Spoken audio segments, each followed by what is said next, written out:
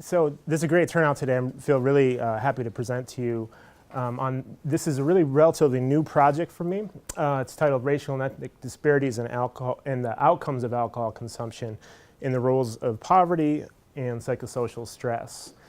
Before I get started, I want to acknowledge some people, a few folks in this audience. First of all, Young Sung Ju, she's a fabulous data analyst who analyzed the analyses for this talk. Andrea Larson, she helped me with the literature review for the NIH grant submission for this project.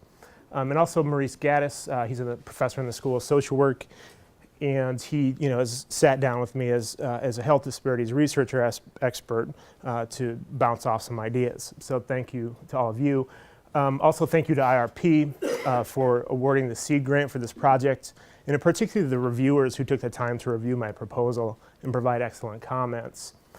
And last, the Institute for Clinical and Translational Research here at the University of Wisconsin, their biostatistics core provides free support pre-grant submission. So I had a lot of work on the power analyses and getting their expert advice on setting up the analyses for this project and this talk. Okay, so to get started, what I'd like to do is get everybody on the same page about what unhealthy alcohol use actually is. And so unhealthy alcohol use is simply exceeding the medically recommended limits of drinking. So there are defined limits of how much drinking is safe, and if you go above those limits, that's referred to as unhealthy alcohol use. Can you give a ballpark on that? Yeah, and I don't want to scare anybody. So a ballpark on that is, so for women, you're not supposed to exceed drinking 3 standard drinks in a setting. And for men, you should not drink more than 4 standard drinks in a setting. And there's also weekly limits. So men shouldn't consume more than 14 drinks a week, 14 standard drinks a week. And women shouldn't consume more than 7 standard drinks a week. And those differences are due to biological differences, weight and size differences, differences in the proportion of body water to body fat and so forth. And so, as defined, unhealthy alcohol use is the 3rd leading cause of death in the United States. And the economic costs of unhealthy alcohol use exceed the costs of cancer and heart disease. So it's a pretty significant problem to the United States. This is a slide that I think kind of depicts the whole spectrum of alcohol use and its consequences. So most people in the United States actually, do not engage in risky alcohol use or unhealthy alcohol use. A lot of people are abstinent from alcohol. They may choose not to drink. And another large proportion of people drink alcohol at a level that is considered low risk. So what unhealthy alcohol use is essentially a level of use that either exceeds the medically recommended limits, and that would be considered high risk use, or the use of alcohol in a way that is directly harmful to you, such as getting injured because you were drunk or putting other people at risk for injury, so things like drunk driving, right? And at the top of this pyramid, the more you drink, the higher risk you have for developing an actual alcohol use disorder. And that's a clinical condition that can be diagnosed by a medical professional or other type of healthcare professional, social worker, for example. And so now I'm going to talk about alcohol use disorder in particular. So you've probably gotten the sense already that this talk focuses on individual level outcomes of unhealthy alcohol use rather than societal outcomes or economic costs to the United States. And so if you look at these different types of adverse alcohol outcomes that are a result of drinking, most of these outcomes have to do with relationship problems with the family, social problems, things like problems at work, psychological problems such as like a persistent desire to drink, and also medical problems. There's a host of medical problems that individuals can encounter from their drinking. And so those types of things are operationalized as symptoms of alcohol use disorders, which is defined by the Diagnostic and Statistical Manual of Mental Disorders. What does it mean? what does alcoholism mean? So that's a great question, because alcoholism actually means a different thing to depending on who you talk to. I would discourage the use of the term because it doesn't really convey much other than a condition that is stigmatized, right? So the word alcoholic is, that's how we usually refer to people. Right, yeah, so I would definitely, a more accurate term is alcohol use disorder. It's a reliable term that can be diagnosed. Okay, so here's just to, because symptoms of alcohol use disorder are our outcome in this talk today, I want to go over some of these symptoms individually, or at least give you a broad overview of what they are. So for example, if you're drinking in the past year, if you persistently drink in situations in which it is hazardous, such as repeated drunk driving, or working on your roof while you're intoxicated, that would be a form of hazardous use, and that would be one criteria. Where does ice fishing fit? I don't know. I haven't gone yet, but I don't know. I'd like to ask maybe the group about that. But okay, so the next, so maybe another one, spending too much time using, and so maybe not just being drunk all the time, but also maybe riding the bus across town because that liquor store that you frequent at 9 o'clock, closed at 9 o'clock, and then you got to go all the way across town, spend 2 hours just getting, that six-pack or whatever. So, so much time spent using. Another really important one is things like neglecting major roles to use. So that could be your role at work or your family role as a parent, for example. So that's a sense of these symptoms. So some of them are medical, some psychological, and all really have to do with how much alcohol is interfering with your daily life. Sorry, I got two clickers. Okay. So, the focus of this talk is disparities in alcohol outcomes. And so disparities in alcohol outcomes exist across racial and ethnic groups and across poverty statuses. And so much research has looked at disparities or differences across groups in the intensity of drinking. So how much you drink when you have a drinking session. And so that type of research, it's not looking at do you drink or not, because drinking is normative and not particularly unhealthy if it's under control. So much research has focused on the differences in the intensity of alcohol use. However, I think it's much more important to focus on the consequences of that alcohol use, right? Because some people who drink at intense levels don't necessarily experience adverse outcomes. And so here's a couple of disparities that I'd like to highlight because they relate to what I talk about today. First is that African Americans and Hispanics experience an elevated level of the social consequences of alcohol use as compared to whites, controlling for alcohol consumption and other factors. And so that's a racial and ethnic disparity. And so in terms of poverty, I think probably one of the best conducted studies that I'm aware of was a longitudinal study that showed that a longer duration of poverty during emerging adulthood, I guess you could say. So having a longer duration of poverty was associated with greater frequency and intensity of alcohol use in adulthood. So again, I think that's probably one of the best studies methodologically in this area, because most of the research on alcohol outcomes has been cross-sectional. So this is a relatively underdeveloped area of work.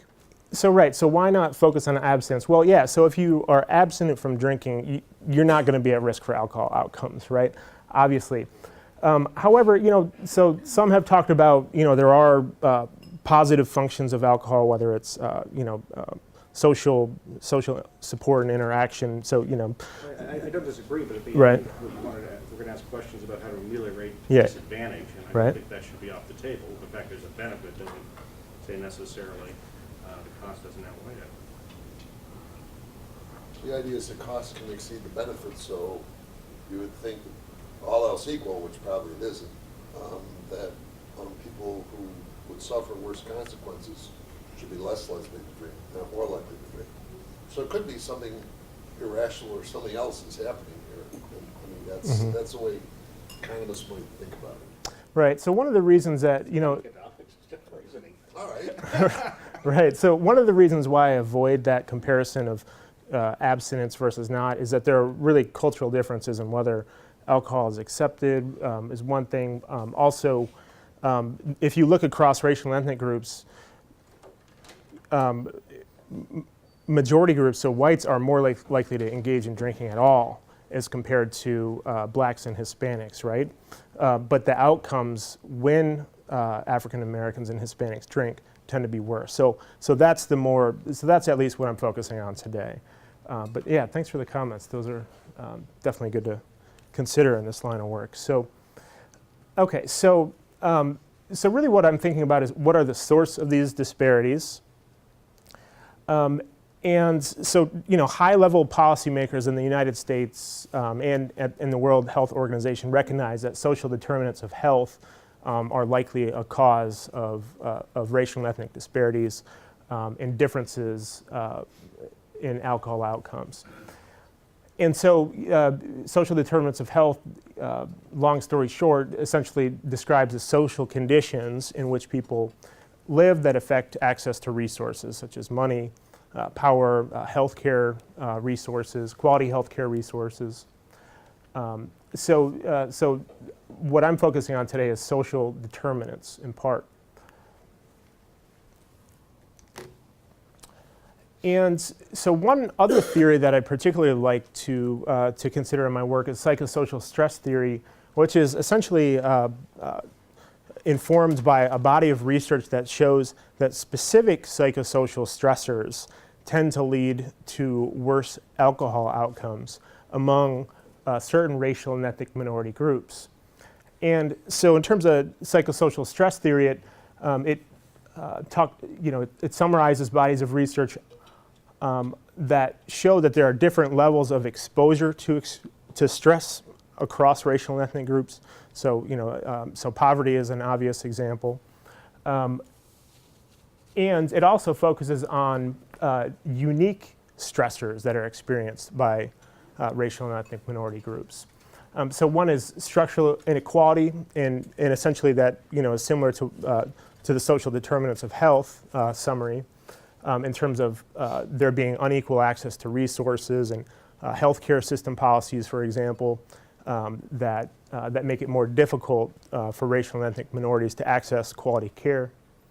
But psychosocial stress theory also talks about perceived discrimination. So those, rather than structural discrimination, what we're talking about here is actual perceived acts of discrimination, either in institutional settings, such as feeling like you were discriminated against when you sought health care, or feeling discriminated against in social situations. So psychosocial stress theory, I like it because it narrows down more on some of the factors that I'm interested in at the individual level. And so, why might psychosocial stress lead to, more drinking and in particular worse outcomes?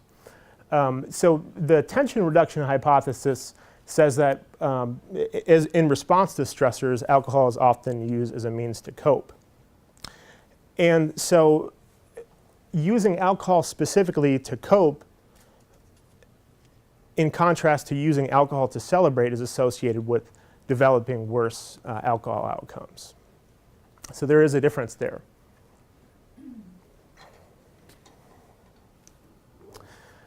And one other specific psychosocial stressor that is actually one of my primary lines of research is what is called perceived alcohol stigma.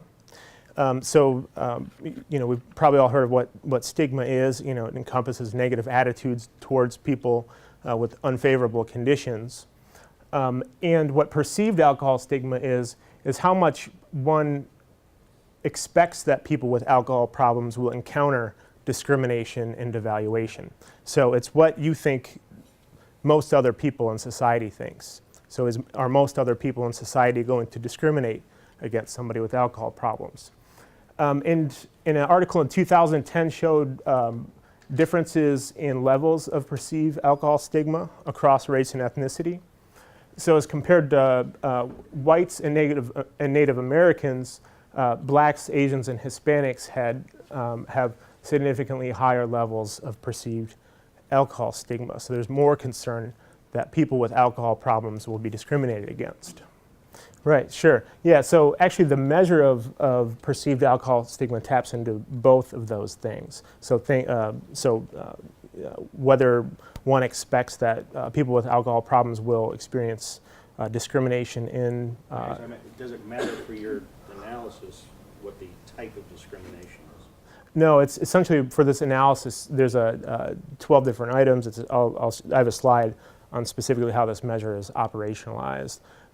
Maybe after I show you that, you could ask some more specific questions about it.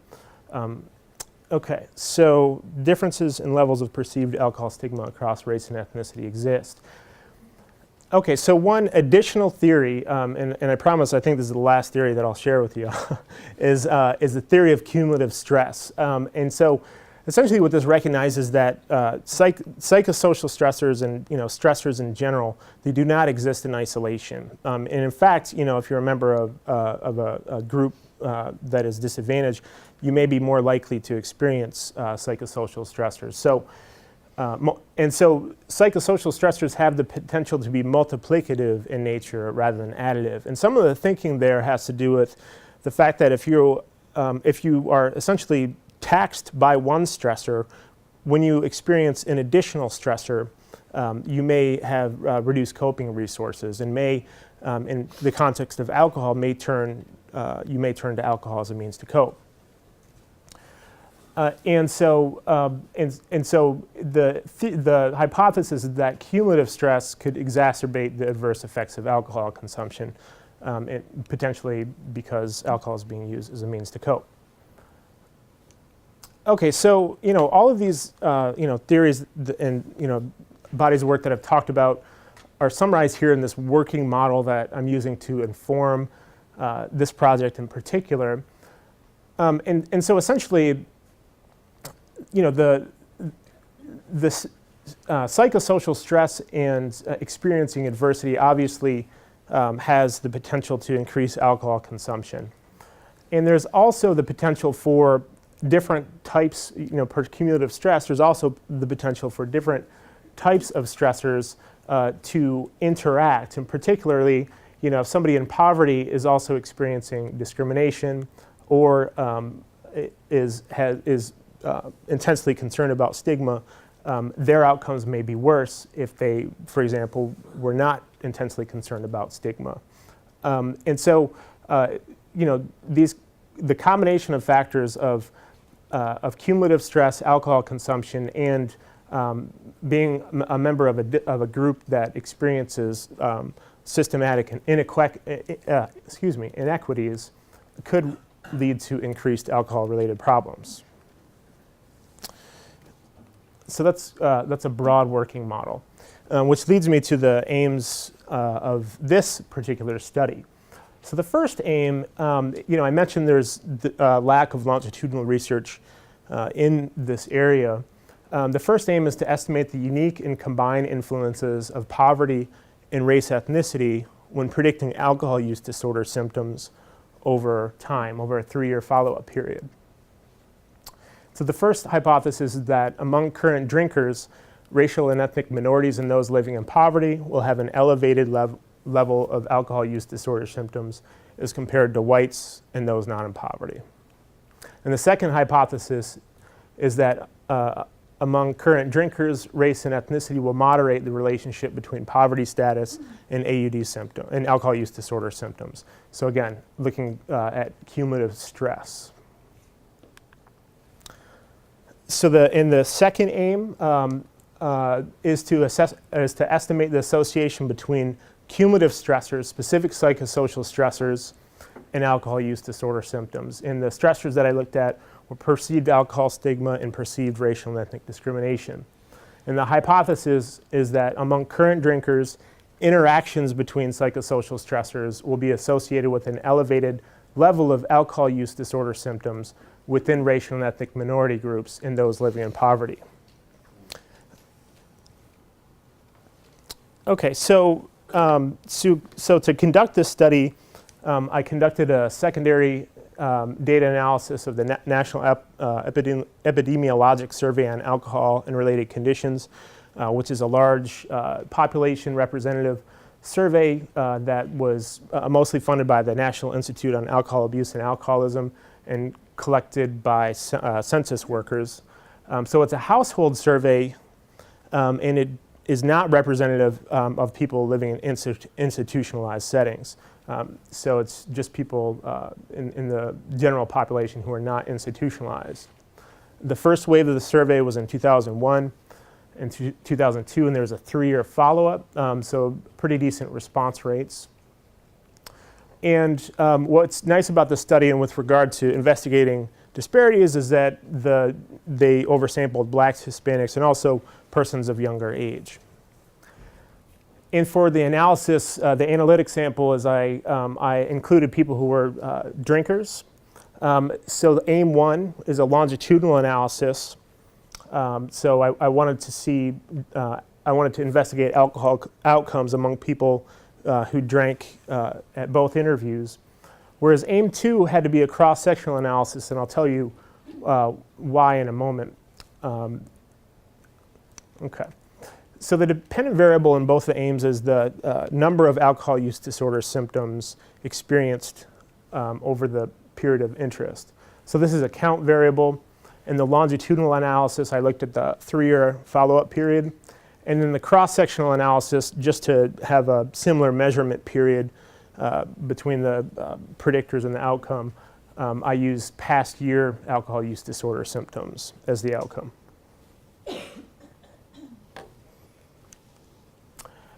So for race and ethnicity, there are some,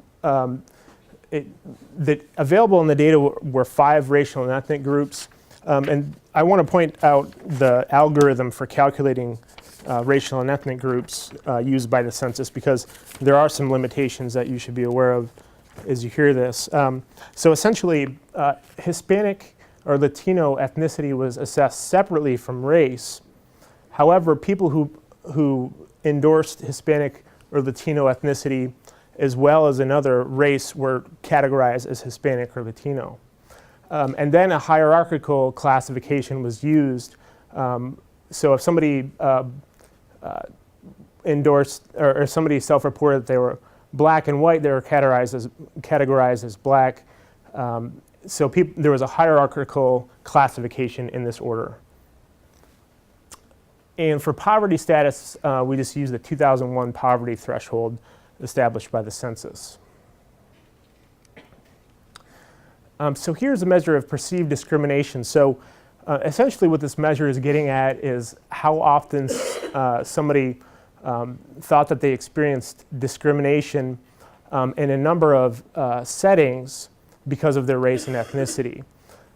And the response scale was how often did you experience, on a scale of 0 being never and 4 being very often, how often did you experience discrimination, for example, in public places, in obtaining a job, in being called a racist name, and so forth.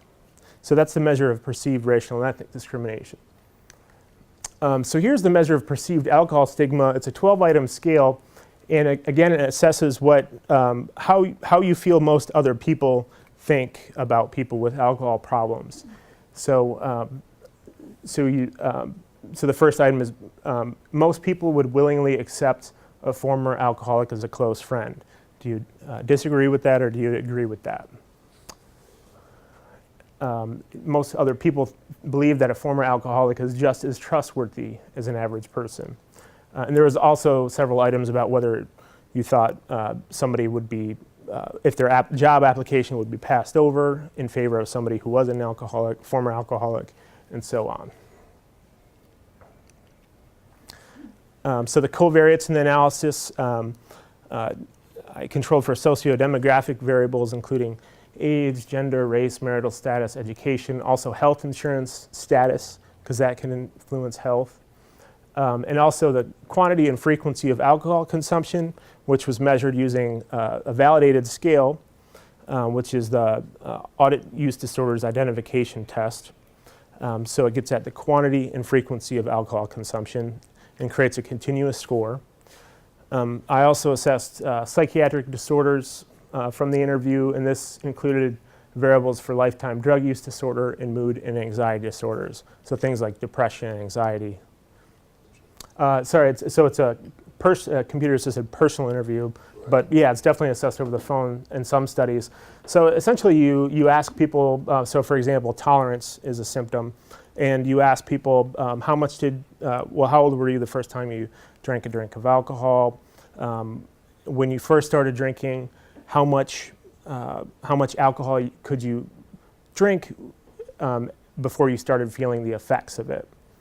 And so you get kind of a baseline tolerance, and then you ask the participant, well, was there ever a time that you needed more alcohol to get drunk? And if they say yes, you say, well, how much more alcohol did you need to get drunk? And for tolerance, you need a 50% increase in the amount of alcohol.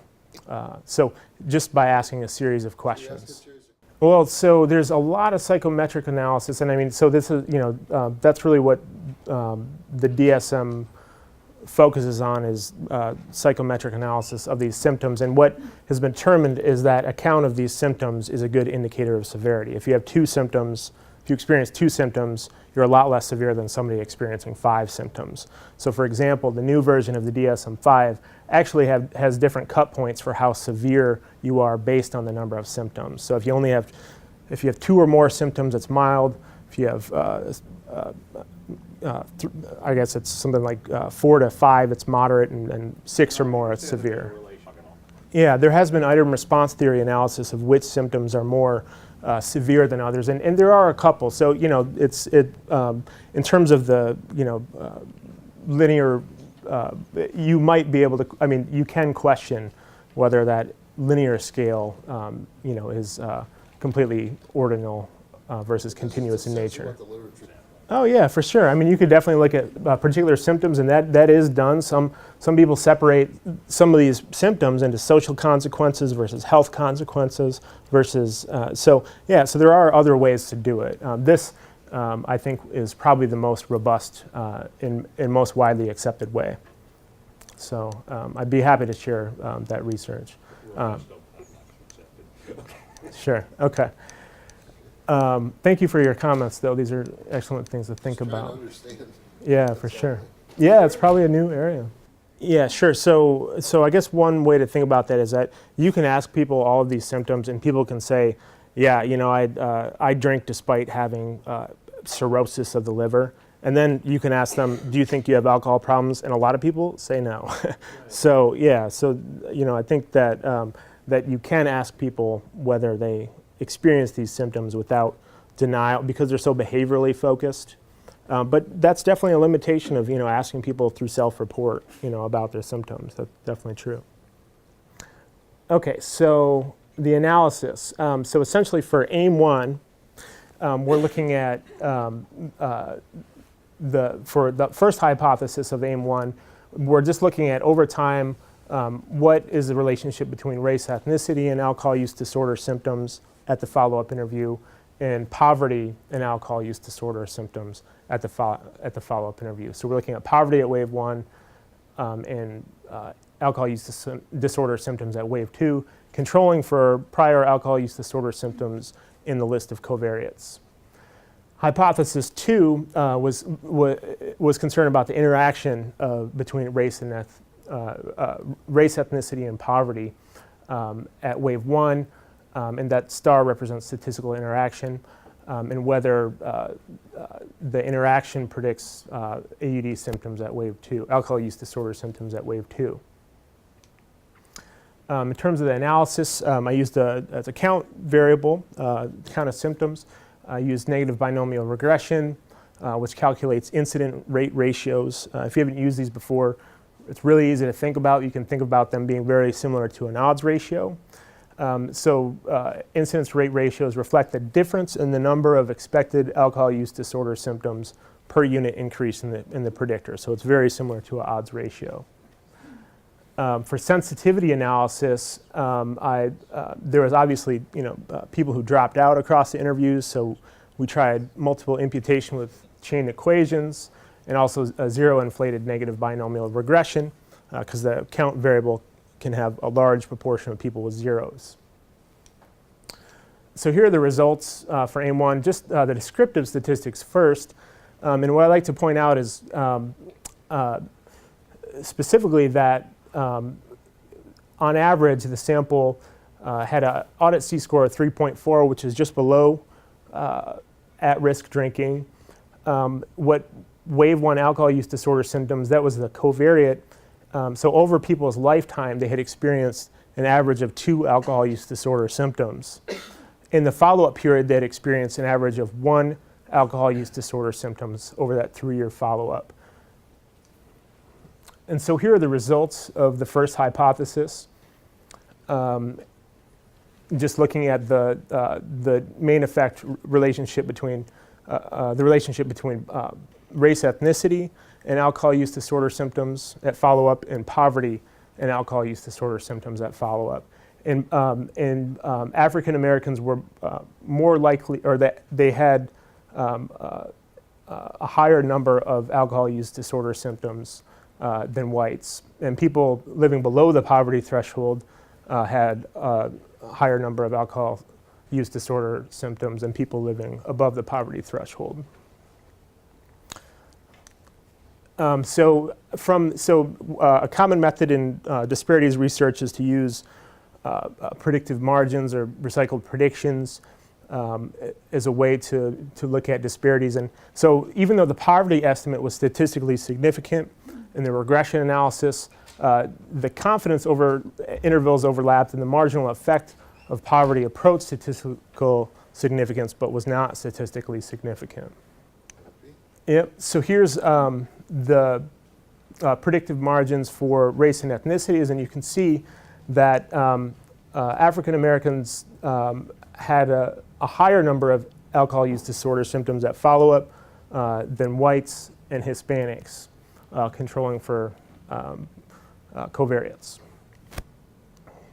And the confidence intervals for the smaller racial and ethnic groups were very wide. So some of these estimates are pretty imprecise. Okay, what this shows is the results of the hypothesis 1B was the interaction effect. And so there was a significant interaction between poverty and race and ethnicity, as we see here. And again, I graphed these results. And so let me, because there's a little bit of messiness in this figure, let me point out the differences here. So regardless of poverty status, blacks had more alcohol use disorder symptoms than whites above the poverty threshold. So here's in blue is whites above the poverty threshold. And so regardless of poverty status, blacks had more alcohol use disorder symptoms than whites above the poverty threshold.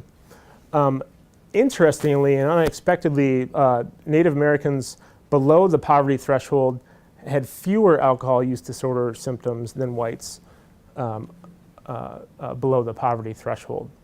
And these, this is just the predictive margins, but the marginal effects show that these differences were also statistically significant using that approach. What are your thoughts on the reason Of what? for that surprise? Yeah, the reasons for the surprise. So really, I want to spend more time thinking about this. This is really hot off the press analysis, as you might say. However, I mean, it was a very, small group, and I have some concerns about when you look at these interactions, the cells that result, the distribution of the outcome is not as, it's a little bit sparse. So I think that the estimates may be, I don't fully trust these estimates. There are some theoretical things that I could speculate about in the discussion. Okay, so here's AIM-2 analysis, and again, I'm looking at the cumulative psychosocial stress theoretical framework, where we look at, is perceived alcohol stigma and racial and ethnic discrimination, is it possible that they may more intensely affect people living in poverty or racial and ethnic minorities as compared to the racial and ethnic groups. And again, so I say the word effect, but this, let me remind you, this is a cross-sectional analysis, purely descriptive here. And so essentially the same analytic approach as in AIM-1, negative binomial regression. The cross-sectional analysis is due to the fact that the perceived alcohol stigma and discrimination measures, which are the most interesting measures in this data set to me, were only assessed at the second interview, unfortunately. So, covariates were assessed at wave 2. So we're, again, it's cross-sectional analysis. We're looking at covariates and the dependent variable at the same time. So those are the analytic details, and I ran some sensitivity analysis, which were informative. Okay, so here's the descriptive statistics frame. Essentially what to get out of this table here is, well, the sample is now 3 years older. We lost some people due to dropout. As people get older, they tend to experience fewer alcohol use disorder symptoms. And so perceived discrimination, again, that was a measure asking about the frequency of discrimination experienced. So that's an average of half of the active discrimination in this sample. And perceived alcohol stigma, the range there is 17 through 72, and the mean for the measure and the mean in the sample was 37.2. So my approach to modeling, so there were multiple interactions in this analysis, and my modeling approach was to first do a model without interactions, and then a model with all interactions specified, and then do a comparison of model fit. And what I found is that the interactions with poverty were not statistically significant and didn't explain and did not result in a better fit. So I dropped those interactions from the model. And also the interactions with perceived alcohol stigma didn't offer any additional explanatory power, and were not statistically significant. So right now I'm just presenting the results of the interaction between race, ethnicity, and perceived discrimination, that interaction. And again, this model controlled for a host of factors that I mentioned in the methods. Unfortunately, I had to drop the Asian group from this analysis because again, the outcome is the distribution of the outcome when looking at these interactions. The standard error resulting was very, very large, and I thought it was safer just to exclude them from the sample than to deal with inaccurate estimates. So here is the interaction. So first of all, what I did is I plotted the predictive margins, and what this shows on the x-axis is the perceived racial and ethnic discrimination scale. And what you see is as the number, particularly for African Americans, the number of perceived acts of discrimination experienced were positively associated with alcohol use disorder symptoms. And again, interestingly, the opposite was true for Native Americans.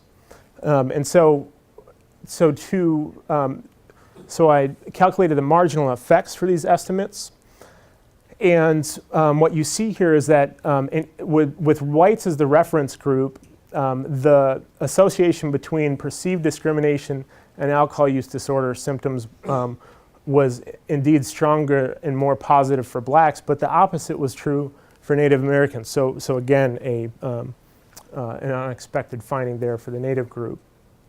But blacks were significantly different from whites, because here's the reference right here at 0. Yeah, I think that the hierarchical assignment is definitely limited. There are opportunities in the data to actually circumvent that census group assignment. So there are the individual, people marked multiple categories, and there is an opportunity to go back and look at those categories or to actually operationalize race in a different way. Mm-hmm. Yeah. So exactly. So major limitation that identity issues are in play that are not reflected in the data. As well, a lot of alcohol research actually, for people who report Hispanic or Latino ethnicity. They'll separate those groups between U.S. born and non-U.S. born, and that's been really informative. So these are definitely things that again, this is a project that I've been doing for the past year, and I hope to get more external funding so I can do all of these, explore all of these really great suggestions. Okay, so limitations of the research. Let me start with a conceptual. The racial ethnic groups is assessing the data, which we've talked about. And there's a lot of within group diversity, and particularly cultural factors, ethnic identity. So ethnic identity is shown to be protective against developing alcohol use disorder symptoms, at least in cross-sectional analysis. So those weren't modeled. Other protective factors. So there's a whole social psychological research on, particularly among African Americans, the experience of discrimination can actually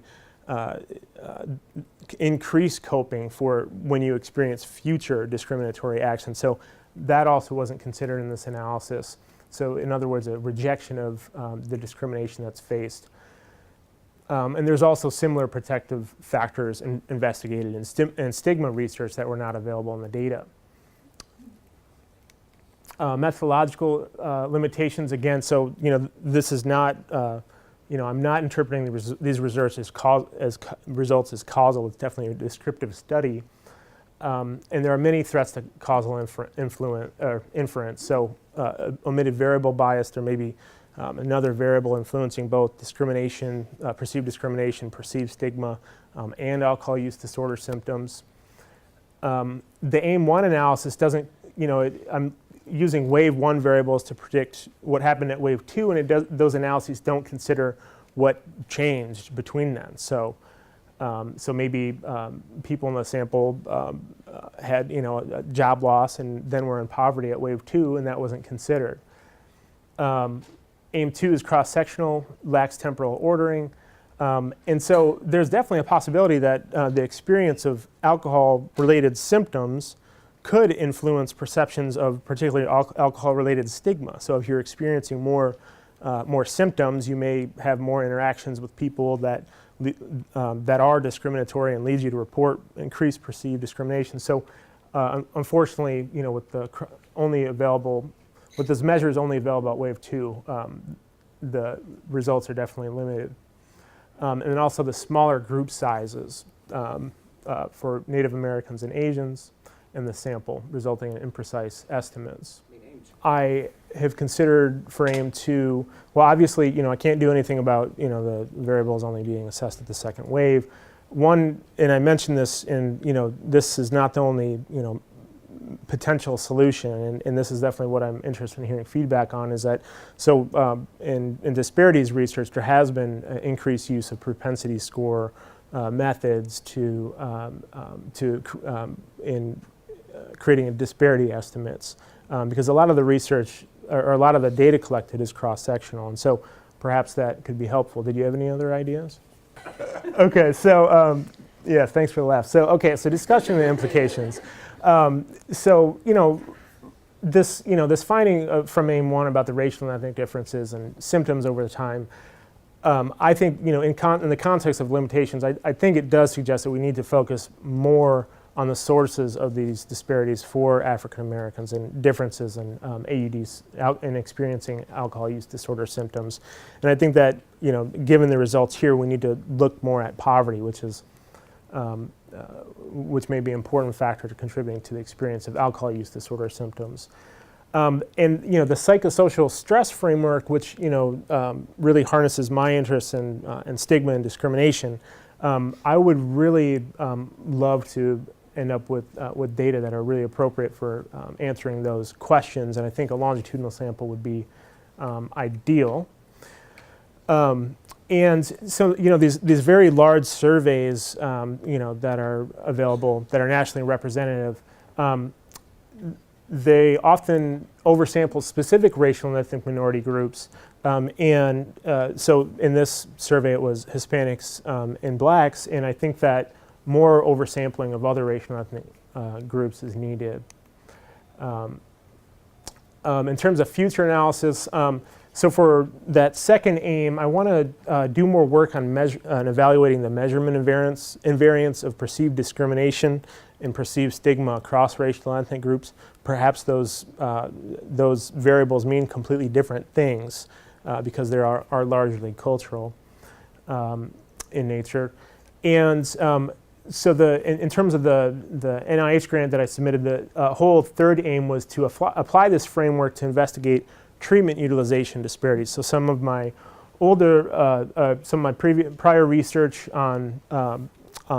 has revealed health service utilization differences such that African Americans in particular are more likely to access treatments for their alcohol use disorders that are informal treatments as opposed to professionally based treatments. And so I'd like to see if discrimination plays a role there, perceived discrimination plays a role there. And so, so part of, the hope for this research is, eventually to use it to help understand, whether these factors can inform how we design public health interventions. And so, do we just need to, to have interventions that we already have that just target everybody and tell people to drink less, or should we target specific racial and ethnic groups and people living in poverty with those public health interventions? Or should we focus on reducing the sources of psychosocial stress? I mean, obviously that would be a very expensive thing to do, but it would prevent any potential effect of discrimination if we could reduce discrimination on alcohol use disorder symptoms. And also, so if I do find health that discrimination is related to health service utilization differences, then maybe discrimination needs to be addressed in healthcare settings or whatever, or the source of that discrimination should be addressed. And then last, economic disparities. I mean, if poverty is playing a role here, how do we address it? So that is all I have. So I think we actually do have time for a few more questions. Great.